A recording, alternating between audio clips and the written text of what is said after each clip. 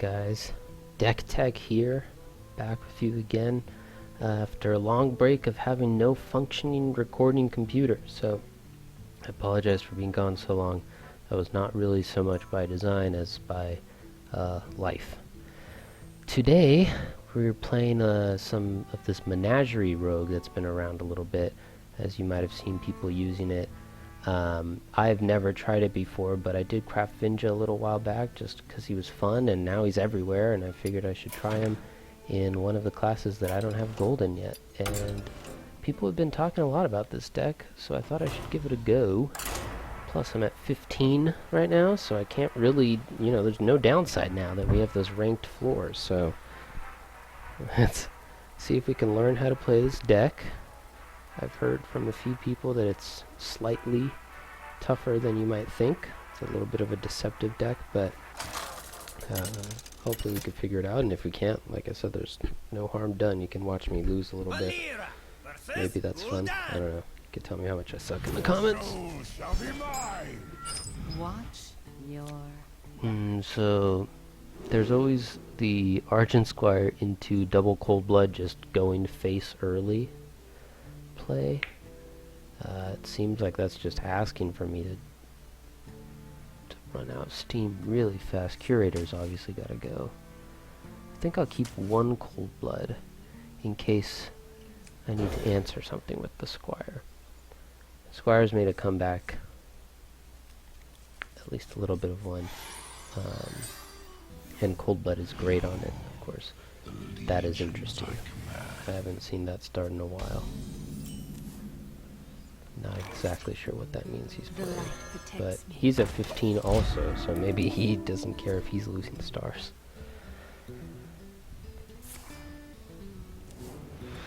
I'm gonna assume that it's some sort of that it's a Reno type build. So we're already at decision point. We could play the pirate in cold blood, or we can weapon. And then that would leave us with next turn you play the pirate weapon. I think Here we go. There's a very low chance that we draw patches next turn. There's a 1 in 24. It's like a 4% chance that we get boned for that decision. What I was saying is, I assume that he's playing some sort of Reno build. If you're running... Oh, of course. Oh, dick. That guy's a dick. I hate new patches. I fight. 2, 3, 4, 5, 6, 7. Here we go. Assume he's running some sort of Reno build because people who run whatever it's called, Prince Malkizar, tend to be running slow decks, and Reno's the best slow. Or he's just playing handlock. Maybe he's just playing handlock. Huh. You can do...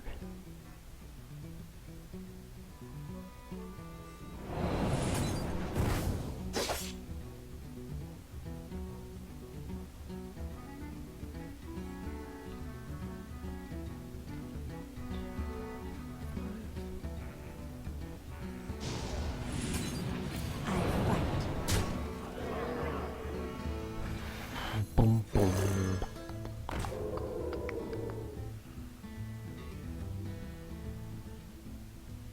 A tango?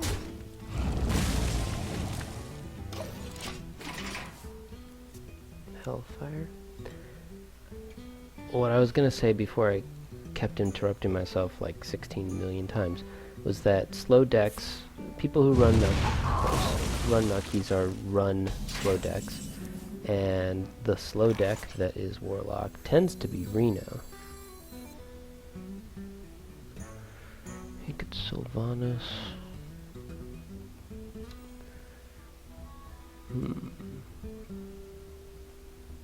I think I can sneak it out with the Shadow Bolt in patches. We'll see how that works for me. But it's a little bit weird to run the Prince in Reno lock because it messes up your Reno. You draw it later, you You might get a duplicate of some of your legendaries in there, so it doesn't really make sense, but it does make some sense in handlock. So maybe he's just running a pure handlock. We'll see if he's got another giant right now. It would be pretty telling.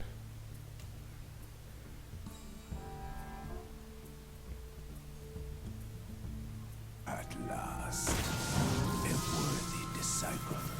So that's interesting. He's conceding the activation. He might not know that, but he probably does. Using legacy. Okay.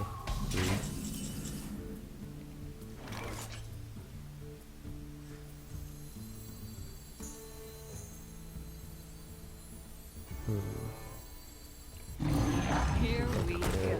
There's an argument for leaving it so that I might be able to Finja it next turn. You'll notice I'm also not playing patches yet.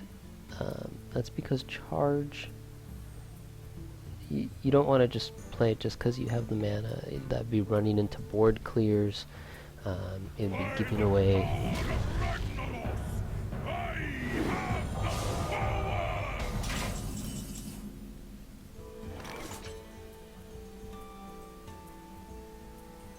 That's a nice draw. Learn the shadow lesson.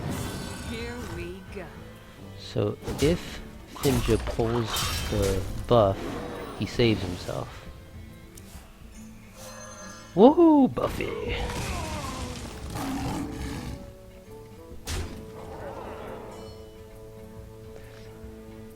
So now...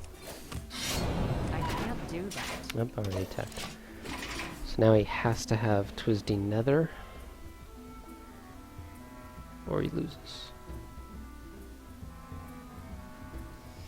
I think even a Reno he loses because I've got 12, 27, 28 on board, plus my charge guys.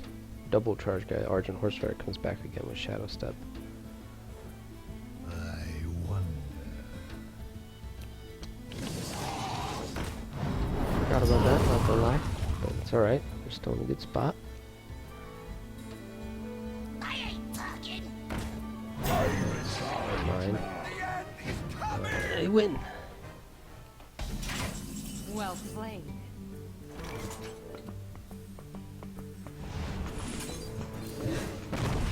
That's like so much times over. This time. Such murder. Alright. He didn't play any duplicates, so I'm not even sure if he was playing Headlock in the end there, or if he wasn't. If he was doing the Reno with just a weird choice of the Prince, but if that's the case, that's just objectively wrong. You don't run Prince in Reno. But we're 11 days into the season, so at this point, the players that are at 15 are more likely to be not as skilled players. A lot of very talented and good players will kind of stay away from Constructed in the beginning just because it's a slog and it's a pain to have to, at the beginning of the season when everyone's at the low ranks, you could just as easily get paired against a legend rank player as you could a noob player, and that's not fun for a lot of people, so some people take the first couple days off, but 11 days in, most people have gotten back into it, so rank is a better indicator of skill at this point. Of course, it's never perfect. Hey, you want to buy a funnel cake? Here we go.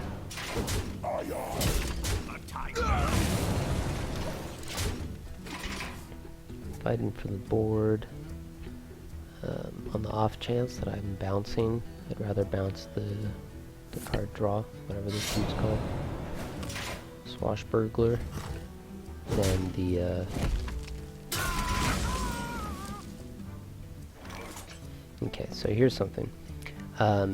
War Leader is burst potential because you can play it with the bluegill. So You don't want to play that now. It's not like in any Finn Paladin where you're okay if they die because you want to get them back. You want them specifically to save things, buff things, make good trades. So you don't want that.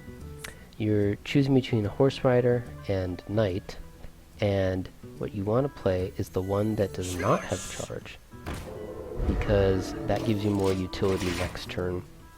And on future turns, the... Hey, fun.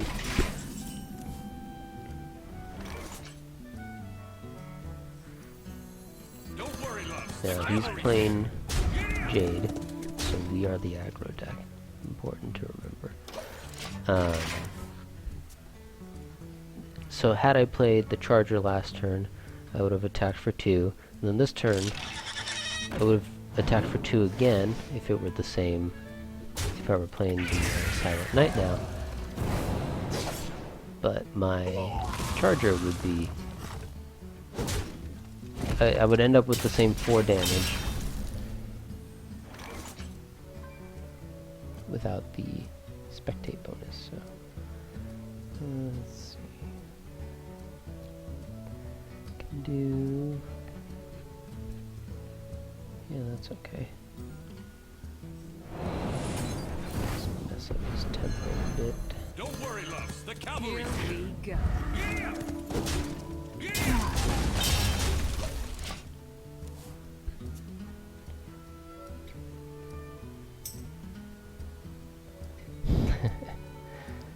My buddy Green Ranger, probably the one who's gonna watch this.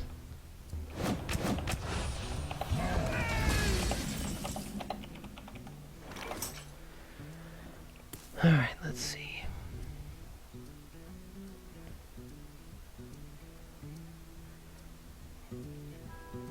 So I've got enough to hero power eviscerate Cold Blood South Sea, so that's 4, 8, 10, 12 damage.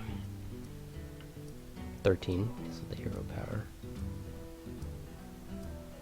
Or I can keep clearing the board.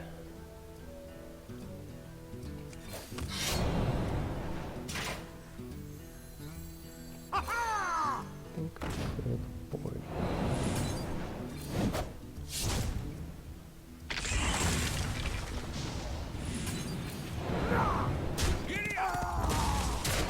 Here we go. Too soon. Now he needs a sap.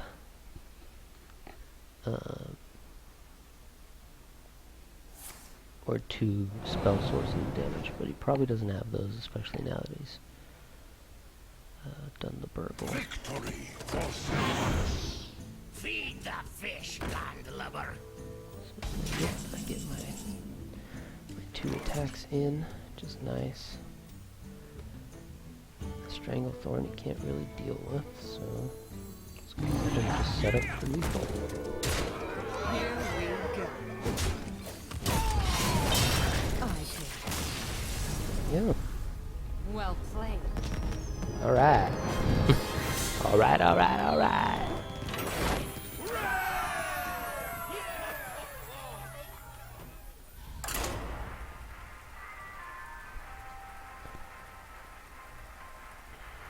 I accidentally told someone at Blizzard that I had 7 golden heroes, and I actually only have 6.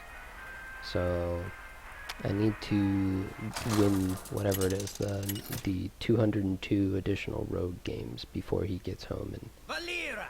checks my account. Valera. Watch your... We got this. I always do. Sounded kind of sexual. I don't know about that. I'm okay with this. It's not the best, but it's good. Gives me a 1, 2, 3. That's a kind of a bummer. Don't like those late cards just yet. Better 1, 2, 3.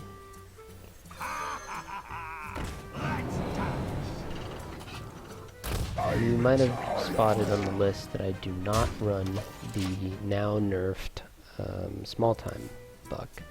The 1 health just really kills its viability, And the charge of the deckhand, that was interesting. They didn't clear, guys.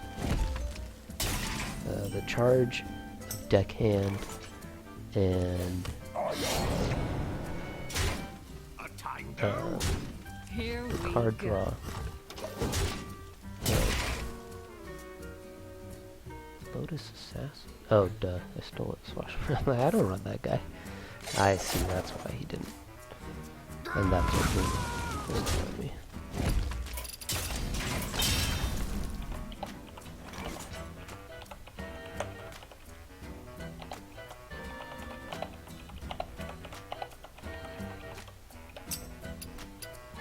I like this. I'll curve. It's either that or re-hero power, which is pretty blah.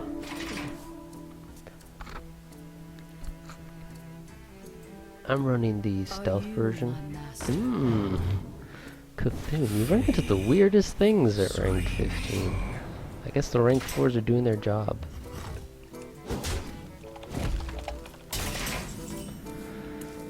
Alright. Let's see, could I have eviscerate? I think I'm just gonna keep going. Silence! And just be the aggressor, because I don't care about your 2-3.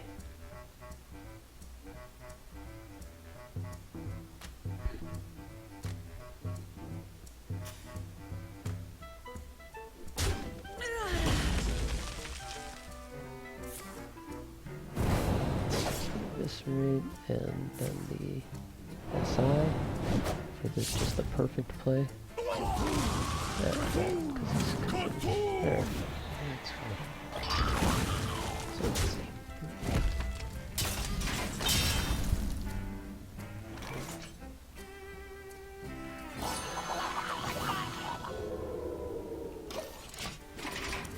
So I could have attacked.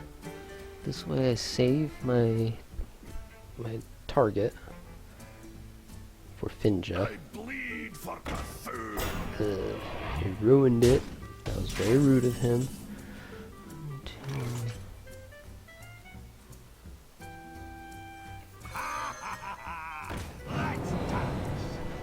Interesting.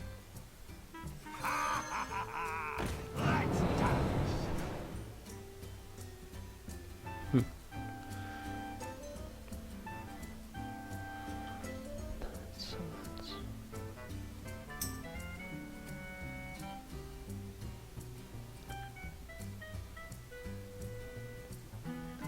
got So many options.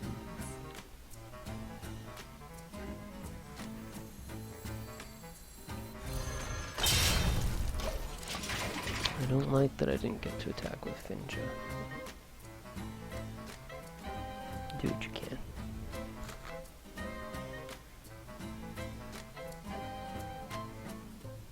Do you hear its call? Are you So my next turn master? I get to attack with Finja.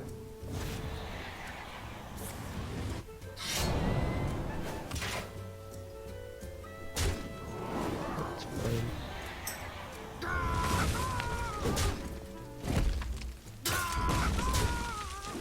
Listen closely.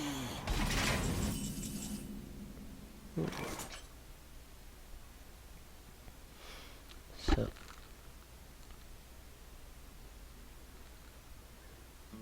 I'm okay with this.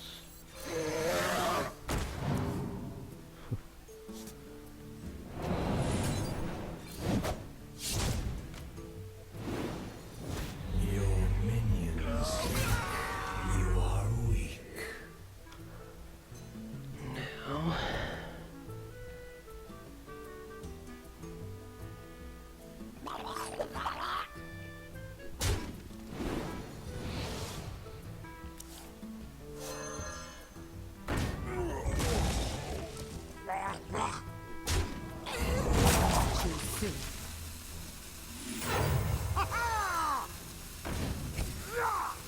Here we go. good board. Pretty good. And the eviscerating hand makes me feel good too.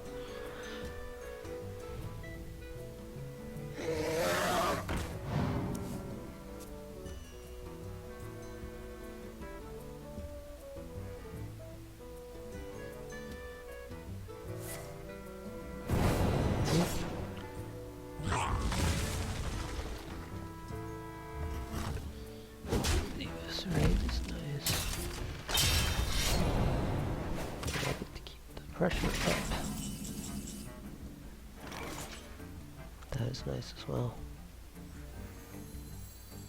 I think I'll just take that last bluegill out of my deck.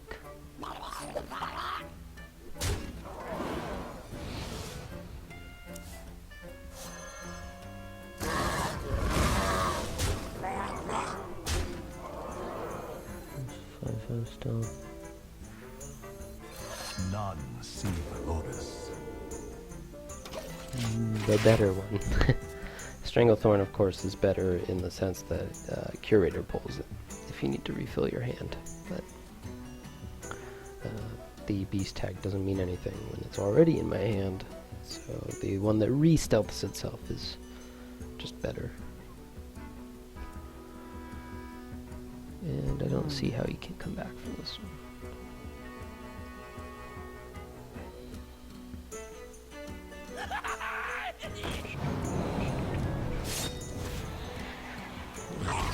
Mana, so yeah. How do you eviscerate? Well played. 3 in a row. Queen Ranger left, and I think it's a good time for me to cut the recording as well. Take another quick look at the deck since I didn't really walk you through it initially. Rookie move. Been gone a while. Let's call it that. So, of course, its name, Menagerie, has to do with the Curator, which is why you've got the beasts, which are Stranglethorn and Jungle. I split them because of the mana, just to, I guess it doesn't really fix the curve, but instead of having it all in one, it's slightly better. I was expecting that to look nicer. I know some people run, what's it called, Defender of Argus in the 4, probably to clean that up a little bit. 2 is pretty lacking since we only have the bluegill and the eviscerate. And I don't think there's something that people play in that spot other than those, but that's alright because you can hero power on 2, and that's not terrible in this deck. We've also, so the reason why you want to do the Menagerie is for Finja. You basically want to play Finja because Finja is super good, and Finja works well with Rogue because you can take advantage of, well, for one, Rogue doesn't have great clears. It fights for the board, but it doesn't have AoE, so Finja, who's kind of, people have been calling it like a mini Call of the Wild. It's great for board position, so there's that. It's also got, and the reason why it works well in Rogue is because you like to fight for board position, and because it's got stealth, so you can use the Shadow Sensei. I like the stealth version. I've seen versions without stealth, without the stealth emphasis, but I prefer the stealth emphasis version. And because the charge, the bluegills, works well with Shadow Step. And Shadow Step, charge, and all of those stealth, charge, Shadow Step, Divine Shield, which you also see like a little mini Divine Shield theme in here. All of that works well with Cold Blood. I was talking about that in one of the games where Argent Squire came down, and then talking about fighting for the board with the putting the buff on the Argent Squire, and since you have the bubble, people have to kill it twice, and a lot of the ways that people are killing things is by running their face into it or minions, and both of those work out for you. Even spells are often fine for you because they're doing a 2 for 2, but your 2s are 1 mana cost 2, so you know that could end up in your favor as well. So that's a nice little interaction. If you get an attack in with it first, then you get the advantage even when it's a clean 2 for 2. So as you saw, it looks like a lot of things just kind of jammed together, but it all works out pretty well. I wasn't sure when I was building it if I wanted to add the pirates in, or if I wanted the emphasis to be on, I saw some builds that emphasize the shadow more. I've seen a few that emphasize the dragon more, and some that are a little bit slower. They top out at, you know, they have a few more of the dragons, and they have rag, and those ones look a lot more like the Dragon Warrior, which I loved throughout this season. up until the the small time buck nerf. That was kind of my go-to deck, but then I got Golden Warrior, and I haven't really played it too much since, so I might try that version as well. But this version, of course, worked well 3 for 3, and I appreciate you guys watching, and I hope you enjoyed it, and I hope that I can come back sooner than a couple months from now. I'm probably going to do my pack openings here, even if I have to break into a store and record it or something like that. So thanks for watching, guys. Catch you later.